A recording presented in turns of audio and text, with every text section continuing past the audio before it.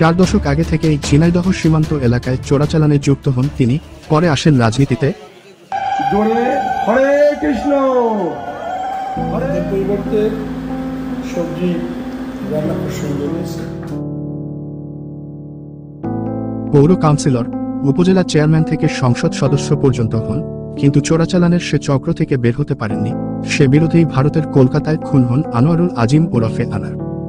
তদন্ত সংশ্লিষ্ট সূত্রগুলো বলছে, ঝিনাইদহ 4 আসনের সংসদ সদস্য আনোয়ারুল আজিম খুনের সঙ্গে জড়িত ব্যক্তিরাও অন্ধকার জগতের লোক।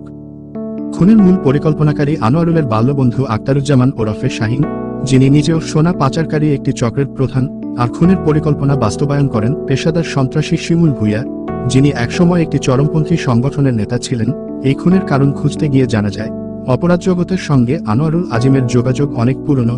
80 দশকের মাঝামাঝি সময়ে তিনি নিজ জেলা ঝিনাইদহের মহেশপুর সীমান্তকেন্দ্রিক চোরাচালানে যুক্ত হন। অনুসন্ধানে জানা যায়, 90-এর দশকের শুরুর দিকে ঝিনাইদহ শহরের বাসিন্দা এক বড় সোনা চোরাচালানির হাত ধরে আনোয়ারুল যুক্ত হন আন্তর্দেশীয় চক্রের সঙ্গে।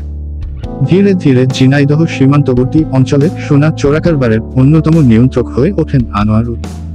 সংসদ সদস্য হওয়ার আগ পর্যন্ত আনোয়ারুলের বিরুদ্ধে চোরাচালান ও চোরাচালানকে কেন্দ্র করে খুনের ঘটনায় অনেকগুলো মামলা ছিল।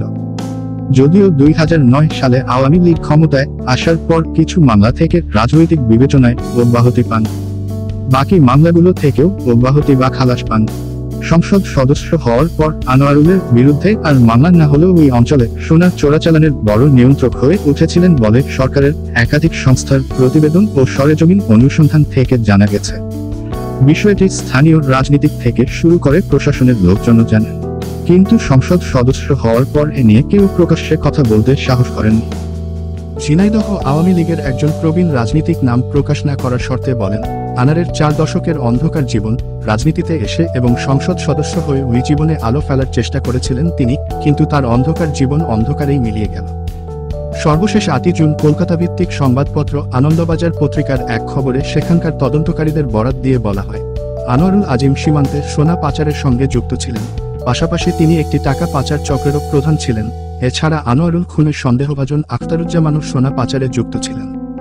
স্থানীয় পুলিশ, বিজিবি ও অন্য সূত্রগুলো বলছে, মহেশপুরের সঙ্গে ভারতের সীমান্ত 57 কিলোমিটারের, এর মধ্যে 11 কিলোমিটার এলাকা কাঁটাতারবিহীন। এই সীমান্ত দিয়ে চোরাচালান হচ্ছে দীর্ঘদিন ধরে। এক্ষেত্রে পথ বা রুট হিসেবে কালীগঞ্জ, কোটচাঁদপুর ও জীবননগরকে ব্যবহার করা হয়, আর কালীগঞ্জ উপজেলাটি হচ্ছে চোরাচালানকারীদের জন্য যাতায়াতের অন্যতম পথ। সরকারি একটি সংস্থার সূত্র বলছে, 80 দশকের শুরুতে এই পথে ব্যাপকভাবে গরু ও মাদক চোরাচালান শুরু হয়। ওই সময় আনোয়ারুল আজিম চোরাচালানে যুক্ত হন। এক পর্যায়ে তিনি সীমান্তকেন্দ্রিক কারবারে প্রভাবশালী হয়ে ওঠেন। এরপর 1989 সালে তিনি বিএনপি রাজনীতির সঙ্গে যুক্ত হন। 1993 সালে কালীগঞ্জ পৌরসভা নির্বাচনে প্রার্থী হয়ে কাউন্সিলর নির্বাচিত হন। 1995 সালে তিনি আওয়ামী লীগে যোগ দেন।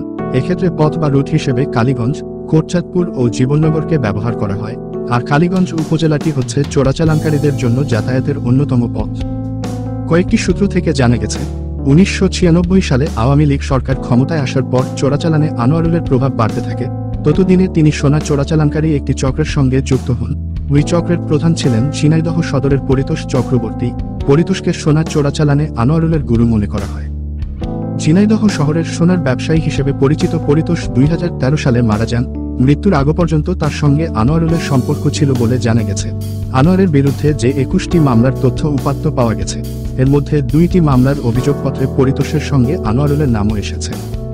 তত্ত্বাবধায়ক সরকার আমল ওয়াল 11-এ 2007 সালের মে মাসে সোনার একটি চালান ধরিয়ে দেওয়াকে কেন্দ্র করে চুয়াডাঙ্গার দামুরহুদা থানার শ্যামপুরে গুলি করে হত্যা করা হয় তরিকুল সাইফুল নামের এক ব্যক্তিকে।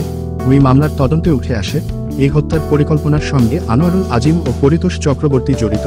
তখন এ ঘটনায় পরিতোষ চক্রবর্তী আদালতে স্বীকারোক্তিমূলক জবানবন্দি দিয়েছিলেন। তাতে তিনি আনোয়ারুল আজিমের নাম বলেছেন বলে জানা গেছে।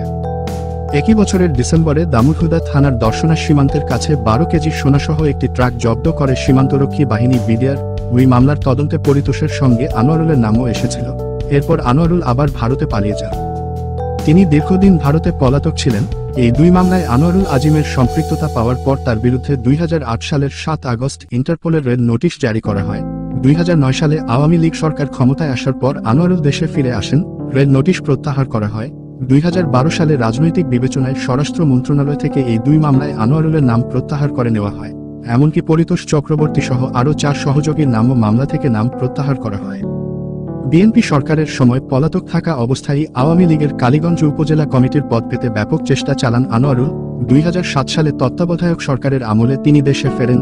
সোনা চোরাচালান ও খুনের মামলার আসামি হয়ে ওই বছরই আবার ভারতে পালিয়ে যান। 2009 সালে আওয়ামী লীগ ক্ষমতায় আসার পর তিনি দেশে ফেরেন এবং আওয়ামী লীগের মনোনয়নে কালীগঞ্জ উপজেলা পরিষদের চেয়ারম্যান নির্বাচিত হন। আনারের উপজেলা চেয়ারম্যান পদে প্রার্থিতা নিয়ে স্থানীয় আওয়ামী লীগের আপত্তি ছিল। দক্ষিণ পশ্চিমাঞ্চলের দুজন প্রভাবশালী সংসদ সদস্য ও আওয়ামী লীগ নেতার সুপারিশে আনোয়ারুলকে উপজেলা চেয়ারম্যান পদে মনোনয়ন দেওয়া হয়। পরে ওই দুই নেতার আশীর্বাদে তিনি 2014 সালের বিনা ভোটের সংসদ নির্বাচনে আওয়ামী লীগের মনোনয়নে সংসদ সদস্য হন। এরপর বাকি দুটি সংসদ নির্বাচনে তিনি দলীয় মনোনয়নে সংসদ সদস্য হন।